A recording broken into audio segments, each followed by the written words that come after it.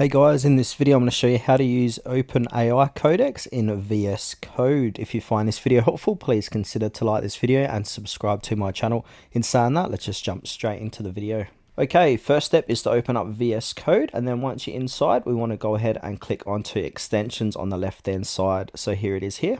And now where it says search extensions in Marketplace, we want to go ahead and type in Codex and then hit enter. Then you should see a list of results under this.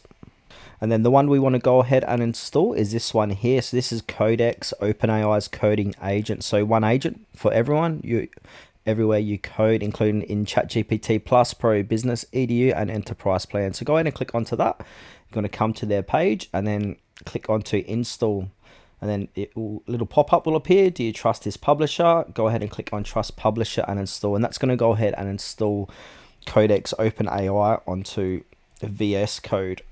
So now once we've done that, you will see here Codex. Under that will say uninstall, and on the left hand side we can see here Codex is now installed. So if we click onto it, we can, and now from here we can sign in with ChatGPT or use an API key. So I'm just going to sign in with ChatGPT here. Now it's going to want to open up a domain, so I'm going to go ahead and open. Now basically I'm going to continue with Google. Now choose the correct Google account for this, and then I'm going to click continue again. Now it should say sign into Codex with ChatGPT, click continue. Now it should say signed in, so you may now close this page. So I'm going to close that.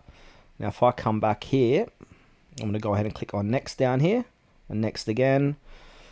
I'm just going to skip through all this stuff. Now it should give you the option to ask Codex to do anything. So yeah, basically you can ask it questions, request code snippets, explanations, refactoring, etc.